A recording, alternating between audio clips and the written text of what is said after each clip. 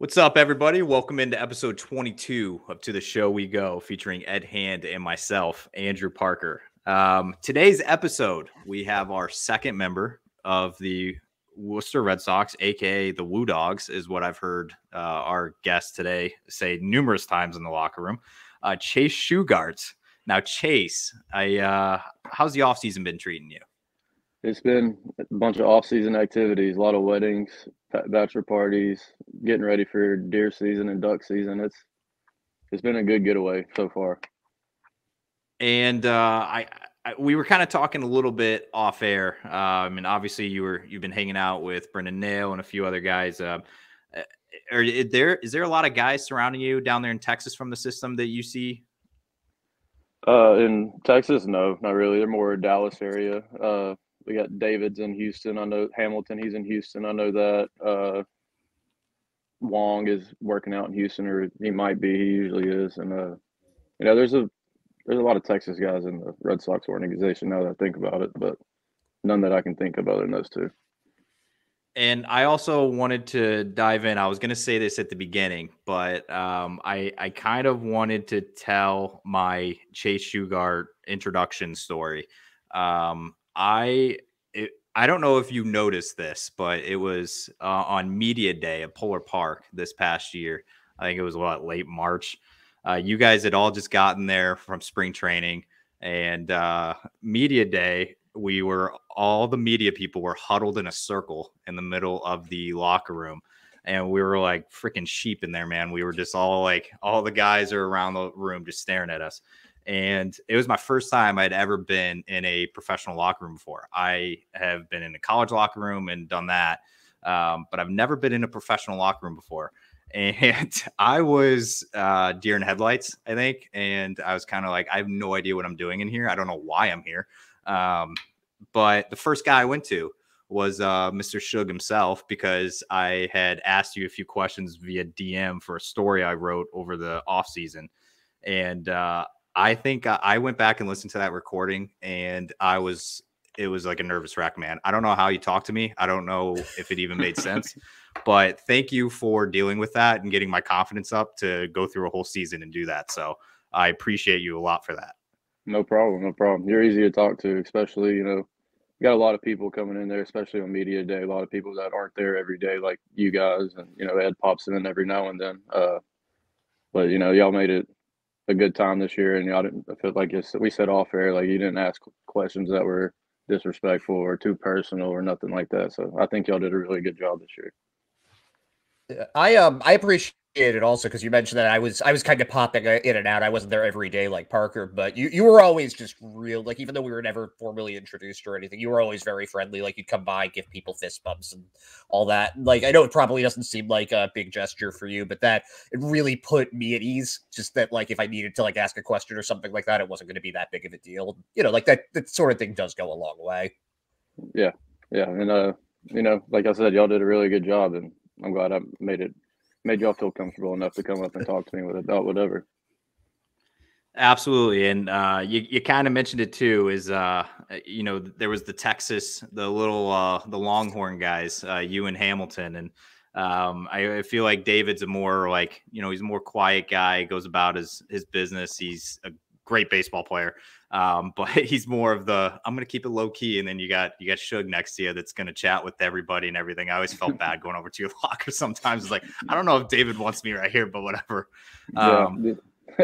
David will, he definitely doesn't speak unless spoken to. That's for sure. Yeah. Very nice guy though. Very nice guy. He's awesome. He's one of my favorites.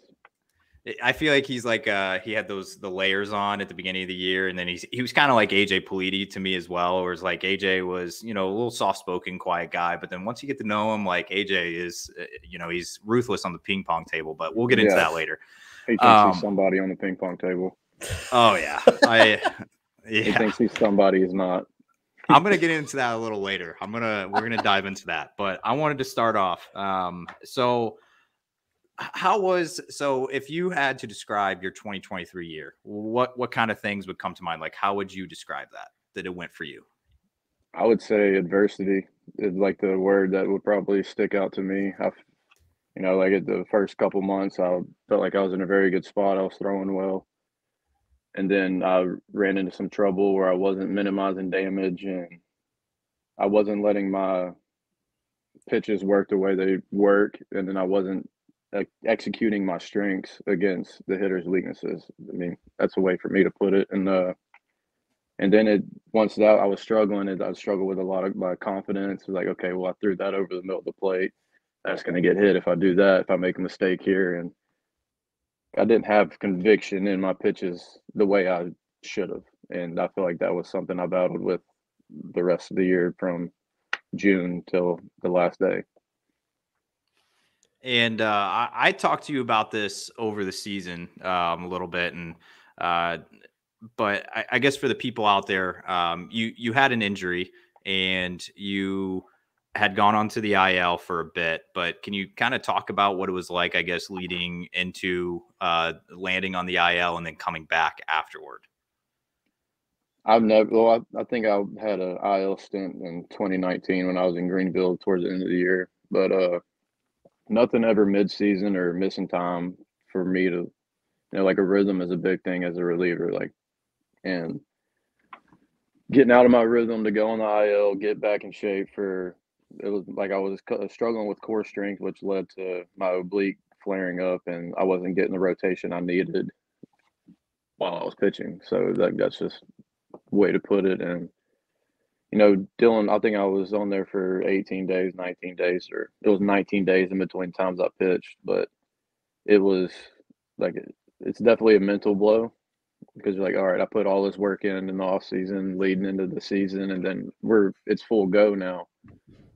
Now you got to take a step back and get yourself back into throwing shape, back into a weight room routine that works for you. You got to be in the training room doing your exercises with the strength coaches, and then also our training staff, who were, by the way, first class all the way through. And there was a sense of comfort knowing the guys that we had in the locker room and the training room that like it'll get taken care of. But it was just a mental blow to get back into that and be like, dang, like I'm missing this time when I could be pitching and doing well, doing bad, either way, like I need to be throwing. And but then I talked with Abby whenever the first day I went on it, or I think he got back because he went up for the big leagues as a bullpen coach for a week. But when he got back, he's like, use it as a reset, like reset your mind, like get where you need to be. And so looking at it like that, it was easier on the mentality, but it was also like, all right, this is a grind. Yeah, and it did seem like you were grinding it out a bit at the end of the season there. Were there any major takeaways that you had that you're looking forward to taking into 2024? Yeah, I started throwing a sweeper this year, and I feel like that is one of my best off. I mean, numbers wise, it's one of my best off speed pitches, and then starting throwing that in the middle of the year this year, and then trying to get the confidence. Like it goes back to me not having confidence in what I was throwing and not the conviction. But then throwing that, and I'm really focused on honing that in and being able to throw that any count, any situation, knowing that I'm going to execute this pitch, and then also fastball control, like being able to hit a little piece of a mitt. Like I got to be looking at a smaller target, and executing pitches is probably the moral of the story there. But that's what I'm honed in on, and then also on the dealing with an injury would also be like a serious routine of strength and conditioning. And so I know this answer just because I was around you a lot this year, and I think Ed does too. But how would you describe what I guess the overall?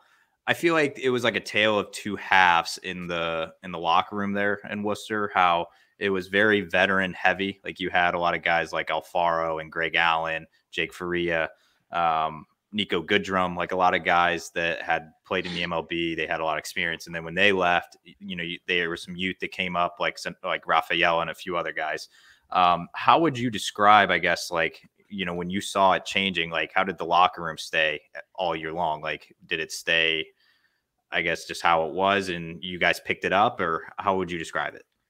I would say the first half, like those guys, Alfaro, Goodrum, Faria, Palka, like all those guys pretty much set the tone for the year, like of what kind of clubhouse we're going to run. Like, well, I mean, we had a team meeting and it was just the players. Like I would say, like a month or two in, we're like, hey, this is the do's and the don'ts. Like we're here to have a good time. We're here to have fun. We're here to play ball. We're here to win. Like if we're gonna have fun, we might as well be winning. And I would say Nico Goodrum was probably the leader of the clubhouse. And like he was the same guy every day, no matter what happened. You could go 0 for 4 the night before, you go 4 for 4. Like you would never know. And that was cool to see, like the way he like just kind of went about his business daily. And then Alfaro was one of the nicest guys I've ever been around. And he's always happy. He's always got a smile on his face. And I got really close with Faria as well. But the second half, like some of those guys left, they opted out, and then things happened. But we get Rafaela, we get Abreu has his monster second half, and then we got like all these younger guys stepping up, and like that was our offense. We're like, okay, like let's do this. We're on a hot streak. We're winning. Let's roll. So I would say the veteran guys set the tone, and then we just kind of kept it and made it into our own the second half. Now, you mentioned Paul Abbott a little bit earlier, who was the pitching coach last year. He was since been let go from the organization, but what was he like as a coach, and what are you hoping to see from whoever is going to be taking his role over? Paul was very old school, and he was like he very opinionated too, and like I respect that as somebody, because like he's going to tell you how it is no matter what. Like he's not going to beat around the bush. He's not going to baby you through a process. He's like, hey, you're either going to do it or you're not. This is how you can do it in the best way. This is how you do it in the worst way. Here's how you are when you're bad. Here's how you are when you're good. You need to find it. And I've had a lot of conversation with Paul over my year and a half of Worcester, and like I'm going to miss Paul. Like he was extremely nice guy. I mean, even off the baseball field, he helped me through a lot this year, battling the mentality side of it. But business is business. Like I'm not gonna make those calls on who comes in and coaches, who doesn't. But looking into going into 24, like just somebody that gets it, like somebody's been there, done that, like who has a like knowledge of the analytics side of it, but also has like a little old school savvy about it. Like I've grew up on old school baseball, and I've never been one for numbers or one for like, oh, how'd that pitch move? Like how's this working and where? It's just more like go out there and throw your best. But I would like to see somebody they bring in. Like, I'm sure they're gonna bring in somebody that's well overqualified, and they're gonna have a knowledge of the analytics side and a knowledge of the old school side. So I'm excited.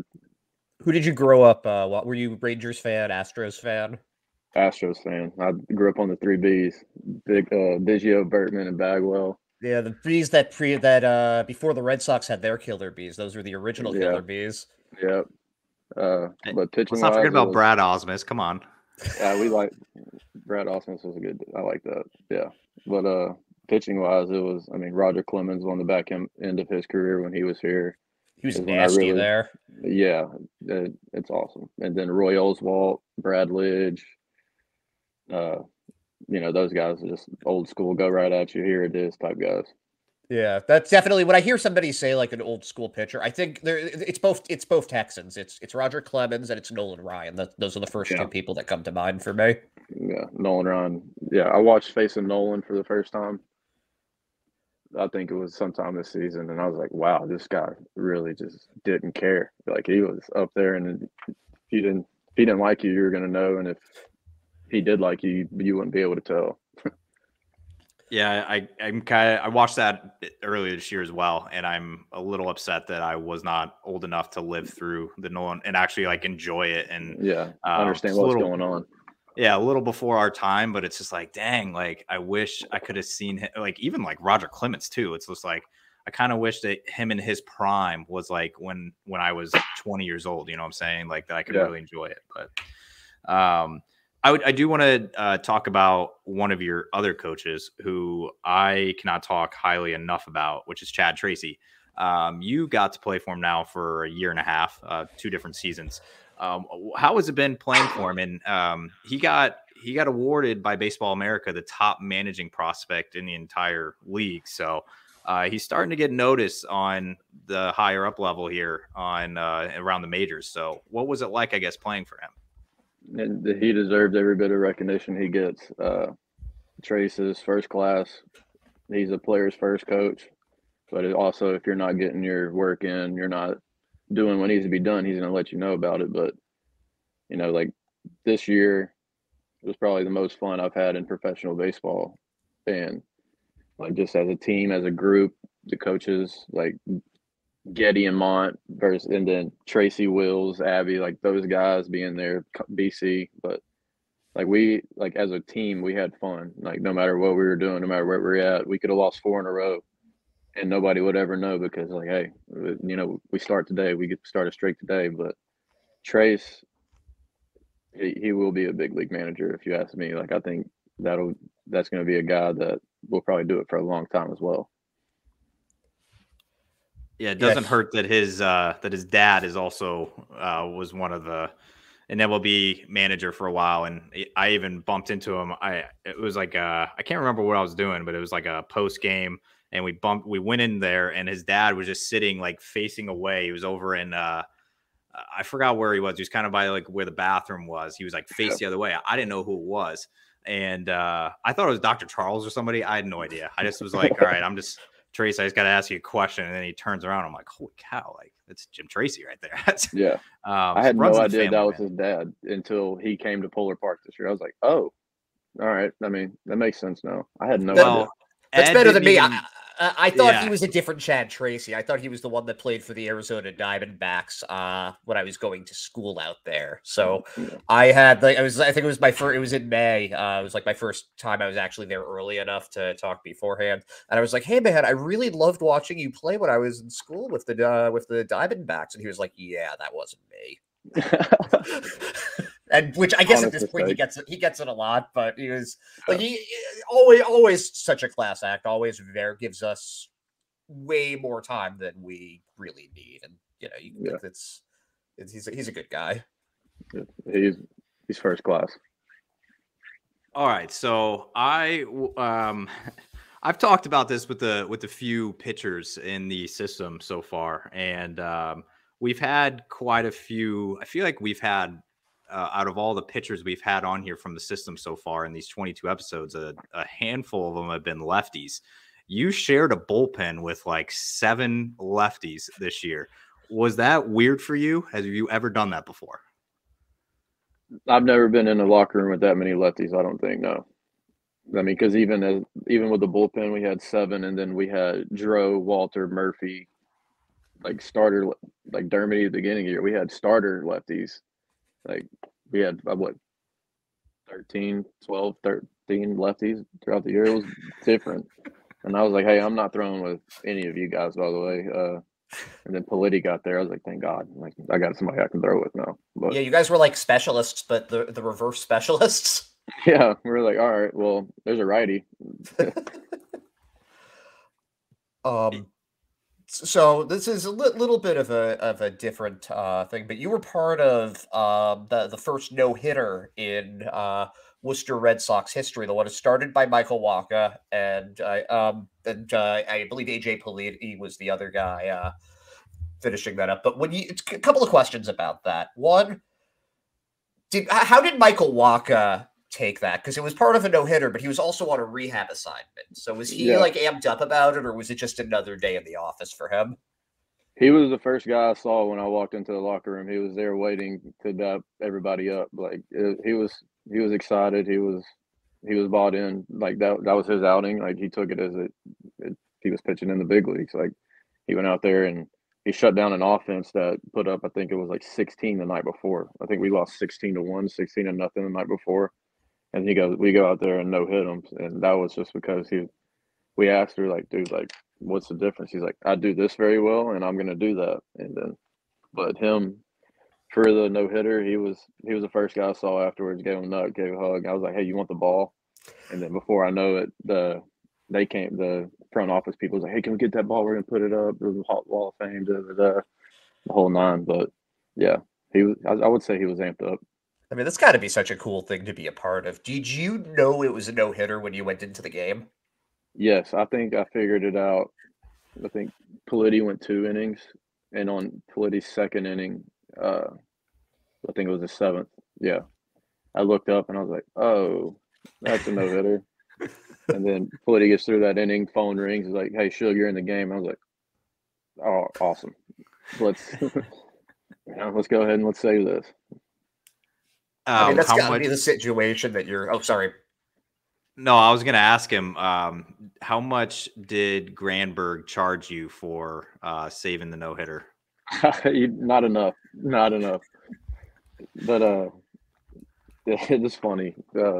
Granberg, it couldn't happen to a better dude to make that play either. Granberg's like I said about Tracy, Granberg's first class, and he came up to me. He's like, "You're nasty." I was like, "No, Granberg, you're nasty."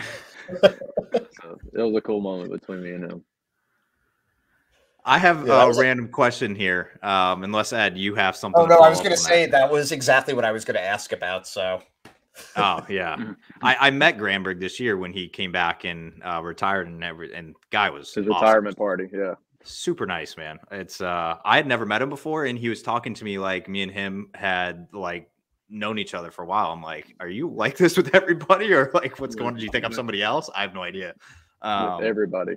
Okay, I was assuming so, but I was just like, I don't know if he thinks I'm like somebody else that was here last year and it wasn't me, but it's all good. I got some random ones for you.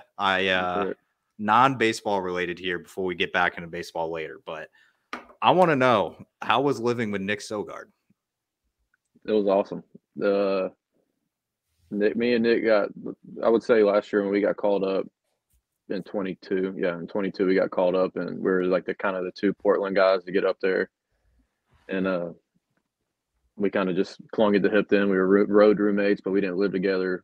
And when we got back to Worcester, and then going into spring training this year, we're like, hey, if we're both going there, like we're living together, and it was cool to go home, and then he would talk about his ABs and what he was thinking, how he was doing that, and then if I threw that night, he's like, "Why'd you throw this here when you could have thrown this?" Or he's like, "I wouldn't have changed the thing that you done tonight. Like you were nasty." And it was a good relationship that we built away from the field. And then I think it was every Sunday or Monday we had steak night. I'd cook steaks, and he'd make mac and cheese, and then we would just eat like kings. But it was, oh man, it was a Did good you guys grill a lot? Because I heard that Caleb Ort was a real grill master.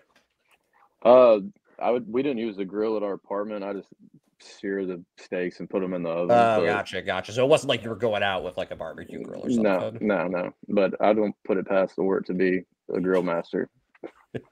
Oh, he's not like Steven Scott and Joe Davis out there that are absolutely whipping up feasts. But yeah, I just learned that when we had Nail on, he said that he was always invited to eat with him, and it was in 21. Yeah, I went over there in 21 one time with Nail, and I think it was Christian Koss,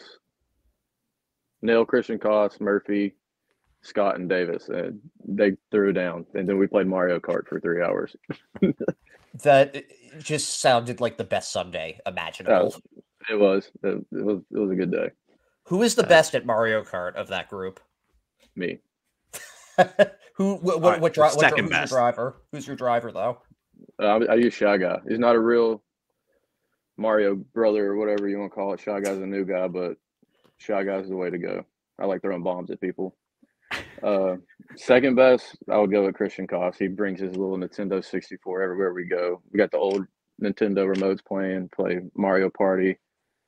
So when you say you're playing Mario Kart, you mean like Mario Kart 64, like yeah, on the old school. And we had the little box cube.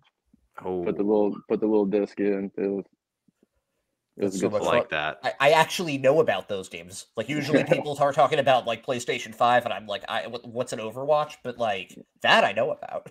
Yeah, that was especially on bus rides. When we get a sleeper bus, we took it up to the TV on the sleeper bus, and we would have 4 people play, and then the loser had to give up the stick. So it'd be basically just had to come in third, second, or first to stay on the sticks. So basically, these bus rides were like every birthday party I had in like junior high school. Probably so. That's one of those. So something that I feel like when we have these conversations with you guys is a little bit of vicarious living. Like you're playing pro baseball. Like I think that anybody who grew up playing baseball wanted to play pro baseball. Right. And you're telling me that these bus rides are just like a giant party with like your best friends. Like this is. I'm so happy you get to experience that. It's like showing up to McDonald's and them having the old Nintendo games around in the Oh play yeah. place. Those were when boys became men right there. I actually used to say I grew up in a Modern Warfare 2 COD lobby back in the day, but that's also where you Yeah, grew up. So me too. Me too. that's I think when I hit puberty, I guess was when I was in a Modern Warfare 2 lobby. That's where I guess I matured because I heard some things. But Yeah. all right. Who Yeah, hasn't? exactly. We're tough because of what we went through in like 2008 or whenever the hell that was. Yep. All right, my next question here. You were kind of mentioning costs a little bit, so he might be in this equation. You're a big golf guy. I want to know. So Brendan said that you guys had a foursome that would always go golfing anytime you guys had the chance, and then on road trips, people would always be trying to get in. Who was the worst golfer in your crew, I guess, there in Worcester this year? Me. Really? Dude, for how much I play golf, you would think I get in my own way when it comes to golf, but I would have my days. I beat Rio a couple times, Gomez. Like I got some wins under my belt. I didn't come in dead last, but I probably played the worst throughout the whole year. I expected better for a Texas guy. Yeah.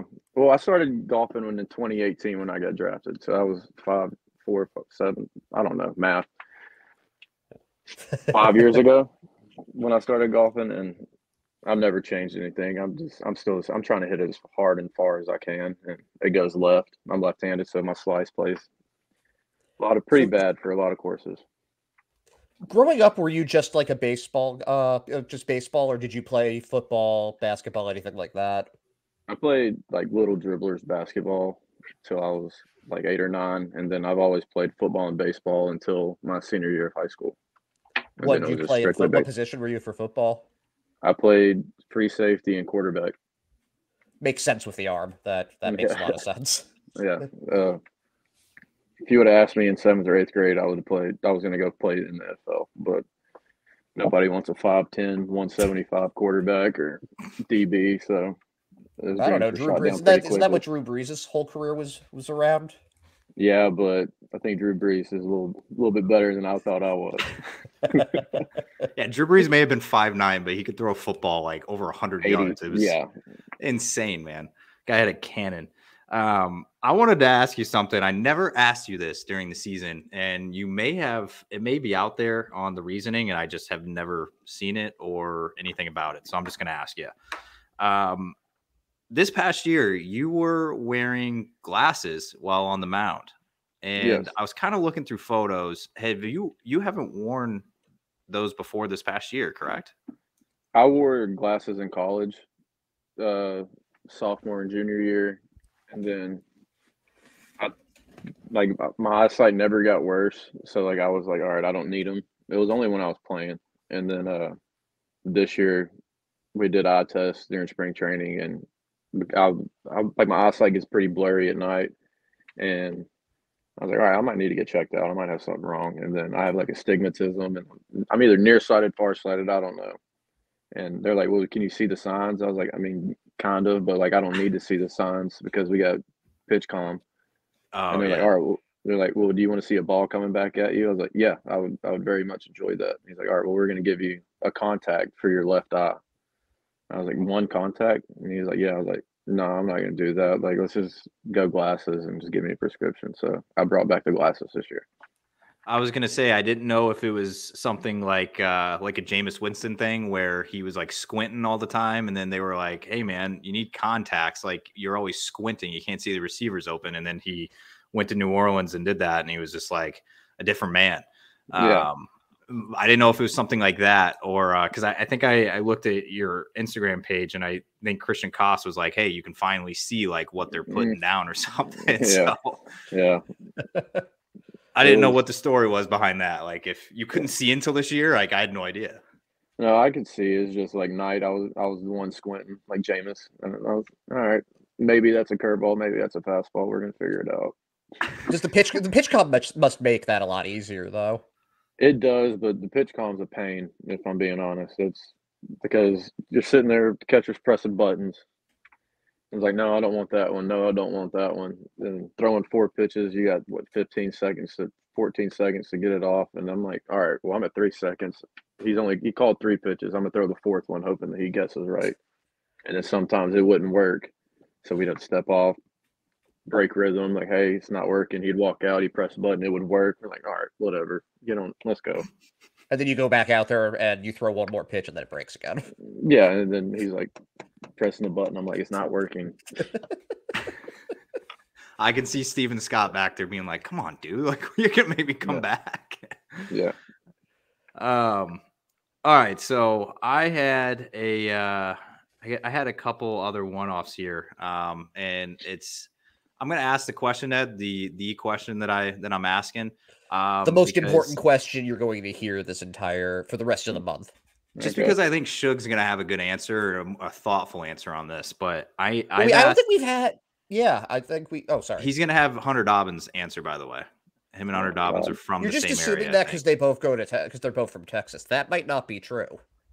All right, they grew up around each other. All right, whatever. All right, so I need to know. I've asked every single person in every episode this question.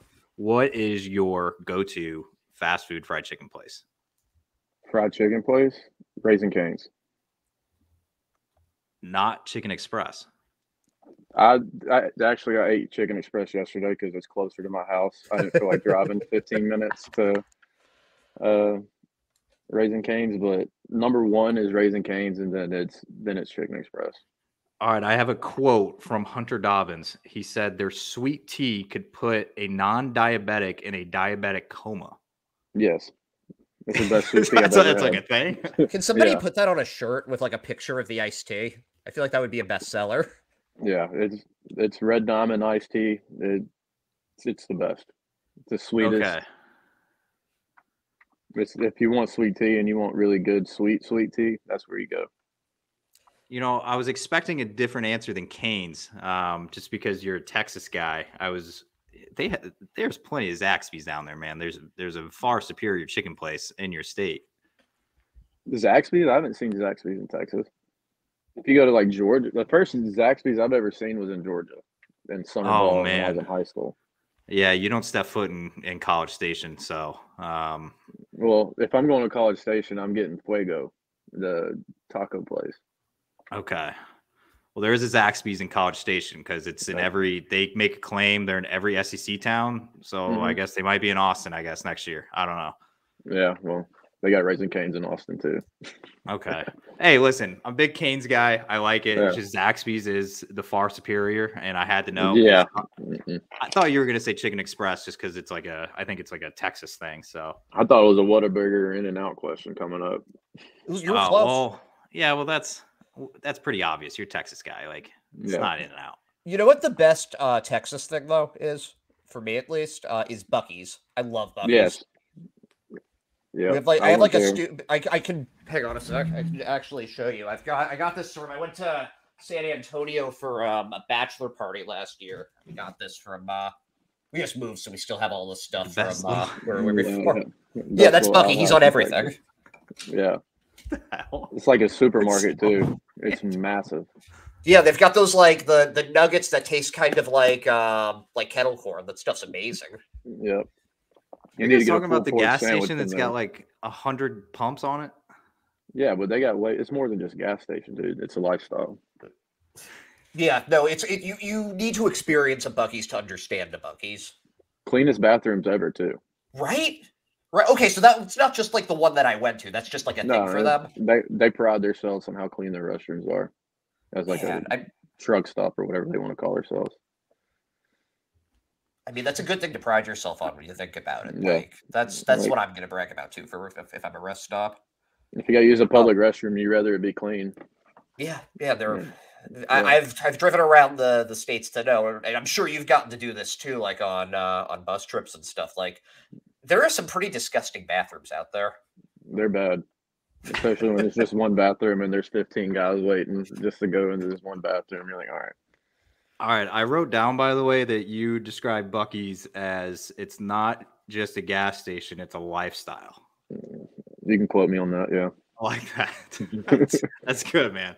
Do you think that if we just say that at the beginning of every episode, if we say brought to you by Buc-ee's, it's not a gas station, it's a lifestyle, they'll eventually start to pay us royalties?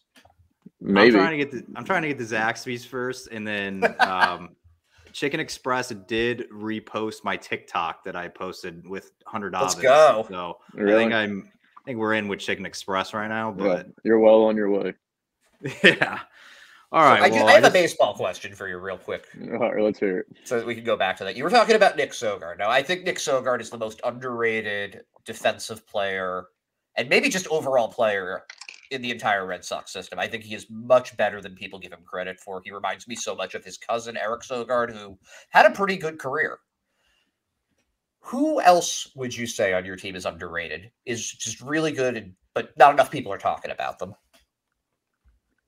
I feel like everybody talks about Fitzy, but like Fitzy is underrated in my opinion. Like Fitzy is an all-around gamer. Like you can tell he plays with a lot of passion. He cares. He's in there day in, day out doing his thing, and he believes in what he's doing. And I feel like it's going to pay off for him in the long run. But he's underrated. And then, we had a bunch of. That's why we said the Woo Dogs this year. We had a bunch of just dogs in the clubhouse.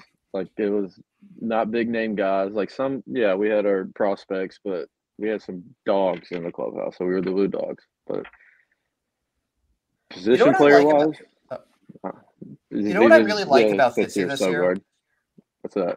I like that he came in and learned an entirely new skill. He was going to the opposite field a lot more this year. He was bunting for hits every now and then. Do you find that you try to learn something new before every season? Like there's just something that this is going to be my new thing this year?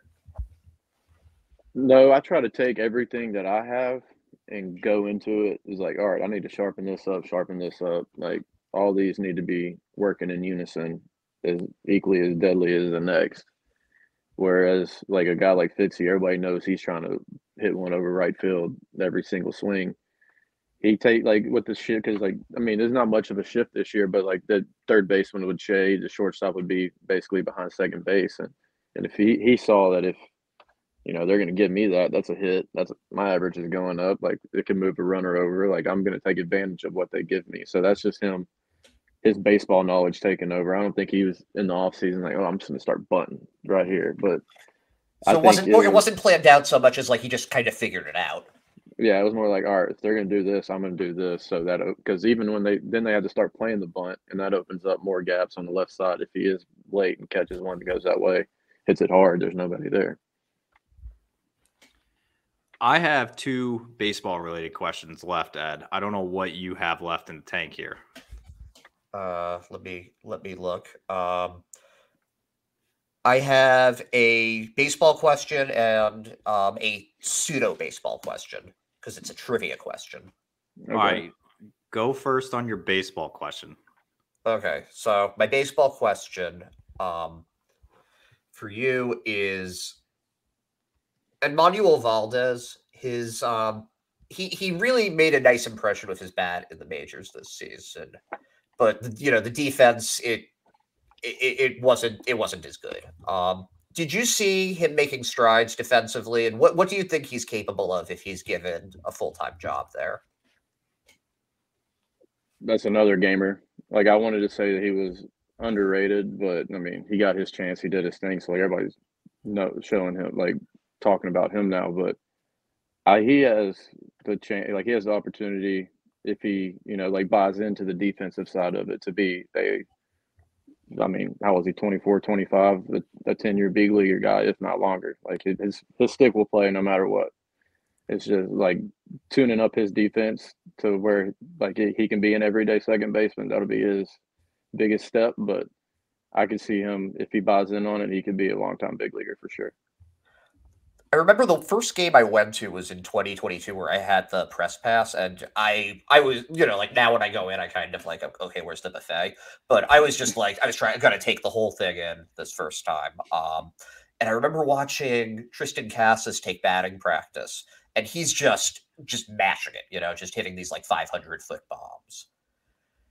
And, like other people are taking batting practice, so they're hitting it pretty well, but not like that. And then this other guy comes up and he's hitting them just as far as Cassis, but maybe even faster. And it's this little like 5'8" guy. He has like his raw power is I think people underestimate it. Like he's strong. Yeah, his BP is something to watch. If he's in there letting it loose, it's going over that diner and right Sherwood Diner. Is that what it's called? It's going over. Oh yeah, I think that's it. Yeah. He hits balls a long way. All right, so my baseball question here, and we kind of touched on it earlier. And there was a stretch this past. So we were kind of also just talking about underrated guys, and I think you're selling yourself short because every time you took the mound at the beginning of the season, you were being put into safe situations. You were being in all the high leverage places. I think probably over the first 2 months of the year. I even remember going to your locker and I made a comment about something when there may have been an injury or two in the bullpen in Boston. And I'm just kind of like, I was like, I wouldn't be surprised if Shug's not here today because he's, getting a call. So is there anything from that stretch where, you were being put in the game late in the game and you had that really good stretch? Is there something that you could take from that to, I guess, apply for next year and to put yourself back in that situation?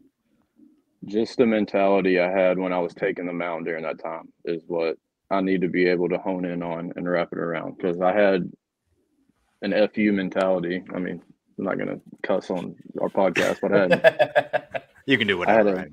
Who knows if we use it against you later?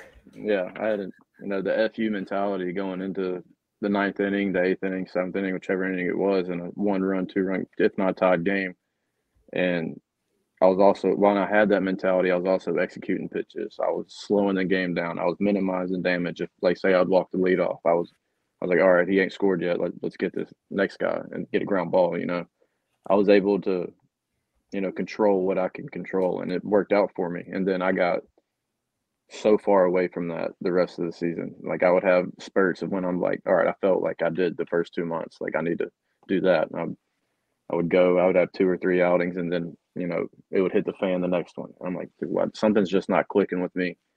And so being able to hone in on that mentality I carried the first 2 months is something that I need to be able to do every time I go out there. All right, Ed, I got one more baseball question, but if you want to go first, because I can end it on mine. And I can give him the trivia question for the last one because I came up with. There's another thing I meant to ask earlier, and that is, you came through the system with some really good relief pitchers around you. Like I remember last year it was you and Caleb Ort and AJ Politi and Franklin Germán. Like this 2022, when I say last year, and then last season there were, you ended up getting to pitch with Ryan Fernandez and Luis Guerrero when he came up at the end of the year. If you could take a single pitch from any of those guys and add it to your own arsenal, what pitch would it be? Like whose pitch and what pitch? Oh, I would probably take Guerrero's splitter. I've heard you're the third person I think who said that. Like, I've heard it's almost knuckleball like there's no spin on it or something. I think he's throwing it at like 750 spin. And I tried throwing a splitter this year, and I would sit around like 1,000 to 1,100 spin. And his is just 750 and it's doing this, and then it's just gone. Like it's nasty when it's right, and I would definitely take that pitch. Or second best would be Fernandez's cutter at 95. Yeah, that's going to be. Yeah, that's disgusting. What do you think your teammates would pitch? What do you think from you they'd want to take? I would say my sweeper. I would say my sweeper, because numbers wise, that's the best one that I've got. But I would say that. I was going to say, watching when Ryan Fernandez came up, I remember Caleb Hamilton. Good old Caleb. Love that guy. Yeah. He was just like, I think somebody was asking him something about like what it's like catching all the new guys that had come up, and it was right after Fernandez had got there. And he was just like, dude, like he throws hard. Like it's when he's on. Like it was impressive. And that cutter was a put away pitch, man. It's disgusting. It's filthy. And he's been doing that everywhere he's gone. Like I remember 21 in Greenville when he come up, he was a long relief guy. And he would do that for 3 innings, and like it was another day at the office. All right, whatever, just nonchalant. I'm like, all right, this guy's got it. Yeah. Well, I have one more, and I'll pass it that after because you've given us 45 minutes of your time here, so I appreciate that. Yeah, no problem. So my last one here, are you a goals guy at all? Like, do you set goals? Like, I guess going into the off season and the season next season. Yeah, my goals this year were more on the strength and conditioning side. Like, because my arsenal is my arsenal. I can't change what I could get in the weight room and like maybe start throwing a mile or two harder, like nothing crazy. So my goal was to be in the best shape possible going into spring training and put myself in the best position to maintain what I do well and not have any injury flare-ups like I did this last year. And then I have two just one-off statements I got to say before I pass it to Ed. One, if you are looking in spring training for a golf partner, you should take a fellow pitcher in the system, Nathan Landry. I've heard he is the worst golfer probably in the system. So definitely pick him. Boost my confidence up a little bit. Yeah, that's what I was. Whenever we were talking about it, I was like, "Holy cow!" Like you need to, because Hayden Mullins, I guess, is just beating up on him, and I'm just like, "Poor guy, man." Landry's just like a Canadian. He can't even golf right now. It's snowing up there. Yeah. And then number two, how are the knives that Mr. Theo Dinlinger sent you? We got mine right here. Well, let's say it. This thing is legit. It's just like the one that he made for Nell. I was talking to him. Badass. He got called up whenever he got called up, and we asked questions as like a group right before stretch. The first day, somebody new shows up. It's like, hey, what's your government name? You know, and he da. But I'm like, what's your hobbies? He's like, oh, I'm a blacksmith. I'm like, you're a what? He's like, yeah, I make knives, swords, axes. You know, I'm like, you make like swords, like Game of Thrones swords. He's like, yeah. I'm like, okay. And then like I think a month went by, and I was like, you make like skinning knives for like hunting, like or somebody say they kill a deer, like he's like, yeah, all the time. I was like, all right, well, I'm gonna need probably 4 of those. I'm gonna get a gift for some of my buddies, and you know, and I couldn't be any more pleased. It's awesome. I'll make sure I tag the Dinlinger Forge page and put a little screenshot like I did for Nail the other day because he was a happy customer. Collab. Yeah.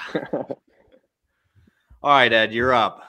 So I'm gonna test something out here. I want to start asking players a trivia question about their team that they grew up on. So for you, that's the Astros. Right. So here's what I want to know. Ready? Let's do it. Did he freeze right before he said that? Yeah, he did. Which of Ed, we can't hear you, man. Now that was funny. I was just like a robot. Is he waiting? I thought he was like waiting on you to like be like, all right, I'm ready. I'm right here, man. Yeah. You can't even make that up, man. That's good. Yeah. He's still frozen. Yeah, it is what it is, man. It's low budget here. We get by, right? No, it's fine. Maybe I don't know if he's and ask me. I don't know if he's coming back. Like, it looks like he fell asleep on the screenshot.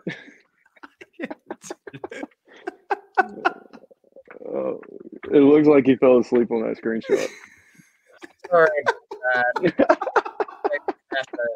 Did it just look like I fell asleep or something? No, dude, you were lights out. Like you were done.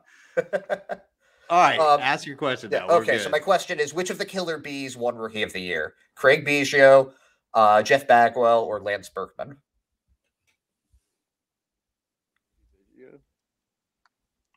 I'm sticking with Biggio. I liked him out of the most. Biggio, 7-time All-Star, 5-time Silver Slugger, 4-time Gold Glove winner, Hall of Famer, never won Rookie of the Year. It was Jeff Bagwell in 1991. That was my second guess. So we knew it wasn't Berkman because Berkman not as good as the other two. Yeah, I thought I was for sure it was Biggio with his career and his stats and all his accolades. I absolutely love the hell out of Berkman though. Ed, that Oh yeah, was too good, by the way. You did fall asleep and that was about perfect. But I just that fell was asleep awesome. mid-question. I just bored Yeah. myself to sleep. You got all right. narcolepsy. You got anything else, Ed, from the trivia point? No, nothing from the trivia point. I thought about doing like a whole test, but that would have just been too much. I'm not a good test taker, I promise. Yeah, it was kind of funny. I think I went around and it was when the Immaculate Grid thing was like popping off this summer, and we asked Chad Tracy, we were like, hey, who's the best in the locker room? I don't remember who asked, but he was like, why don't you guys just go ask the players yourself? So we did, and I remember Steven Scott said that same exact thing, and he's just like, dude, I don't even know anything about baseball, I just play it type thing, and it was like, it's like, dude, you are a psychopath, but I love it. Yeah. Scott, he's a lumberjack. He looks like a lumberjack. Man, Steven Scott, man, that's a good guy. We're going to have him on in a future episode, and it's going to be either electric or it's going to be like he's going to hate us, but I don't know. I'm hoping to get Big Joe on. You'll have a good time. Joe Davis you get as well, man. Get a guest appearance with Joe Davis. Just before he retired, he had agreed to come on when I was still doing Pesky Report, and then I think something happened with his dog, and he just kind of didn't really want to do interviews, and then he ended up retiring. So I'm planning on reaching out to him at some point and just kind of like, like, hey, how are you doing? Like, how are you? If you would be up for it, would you want to come on? But like, give him his time. I feel like Joe's the type to get on and talk baseball. All right, future guest, man. I like it. But Shug, we 51 minutes of your time, man. I appreciate it as always. I definitely looking forward to seeing you next year. Should be down in Fort Myers as well. So definitely looking forward to seeing you in Worcester as well. So thank you for coming on. Perfect. No problem. Thanks for having me. I want it on record that Politi is the worst ping pong player in the locker room. Oh, shit. I didn't even get into that. Who is the best then? Shugart or Fitzy. Oh. Caleb Hamilton's a sleeper too. Hold on a second. Do you remember the quote before we hop off of here? Do you remember that quote that we got from Cole Cottom about AJ Politi? Which quote? That he's a freaking psycho when it comes to ping pong. I forgot what he said. I had it written. I mean, I have so many notes written down from all these that I have no idea. But Cole Cottom pretty much said that like if you like get in front of one of his shots and mess him up, that like AJ Politi probably has you on a list somewhere like Billy Madison. He's also a mental midget on the ping pong table. His world crumbles. It's bad for Politi when people get in his way. What about Christian Koss on the table though? It's not for a lack of trying. I'll tell you that. I think he dove. You know where the couches are on the backside of the locker room. He dove, hit the ball, landed on the table, and slid into the couch, like knocking everything over. Hit the table, came up, somebody slammed it. He hit, then on the other side table, dove again. He's like, oh, all right, let's do it again. And he's like, he lost on that, but he's all over. I've never seen somebody with more energy than that guy. Somebody was also telling us that Bobby Dahlbeck was like very underrated on the ping pong. And had table. his own paddles that he brought from home. Like he's Forrest Gump. Yeah, Fitzy and Dahlbeck had their own paddles. Murphy had his own paddle, but Bobby didn't play. Bobby is so locked in throughout the day. He didn't really play that much whenever he was playing. But like his off days, I don't think he got him off the table. Were you up at all in 2022 at AAA? I got up in July of 22. Okay, so you were there for the chess tournament then. Yes, I came in third. Okay, so you must be a pretty decent chess player then. I beat the one who won it in the second round. No, the first round. Dave, the trainer. I beat him, and then it came down to him in the me and him in the semifinals, and he waxed me. So, but I got my one. I didn't even know they did that. Oh yeah. No, Franchi was into it. I think Connor Wong was pretty good, right? Darwinson Hernandez is pretty good. There was a lot of a lot of sleeper chess guys in the locker room that year. They should have done something like this past year. I guess we didn't really do anything like that. We played like the first 2 months of the season, and then we all started playing ping pong and something else. Like we kind of just gave it up. Yeah, you guys, I felt so bad, dude. Like I remember at the beginning of the season, Jake's locker was like right at the foot of the table. And then Fernandez came up. He was like at the foot of the table. It's like two really quiet guys. And I'm just like, you guys are just in the worst spot in the locker room, dude. Just getting balls just whiz by you, dude. Just nuts. And they always put the major league rehabber guy right there in the corner by the door. And we're not trying to bother them, but they're right behind the ping pong table. Like, sorry, but you're in the worst spot possible. Yeah, I remember Paxton was there one time, and he had that locker right there. And I can't remember who it was. It may have been Marcus Wilson. Marcus Wilson got down at the table as well. Yeah. I think he was going nuts, and Paxton's just over there, got his headphones in, about to make a rehab start. And I'm just like, what is not a care in the world? Not a care in the world. Super nice guy, but I was just like, sometimes I felt like him or Kluber or somebody was like, you guys are just like a bunch of idiots or something. I don't know, but I loved it, man. But Shug, we appreciate the time, man. We're gonna have Politi on soon, and I'll be sure. I'm gonna start off the episode with that quote, so don't worry. I think we should record it and play it to start it, so you hear it from Shug's mouth. Okay, yes. I can do that. I'll do that for you for Politi. You'll bamboozle him. His mine will be bottled. I have it written down, man. We'll do it. But like I said, Thank you for your time, man. No problem. Thanks, guys.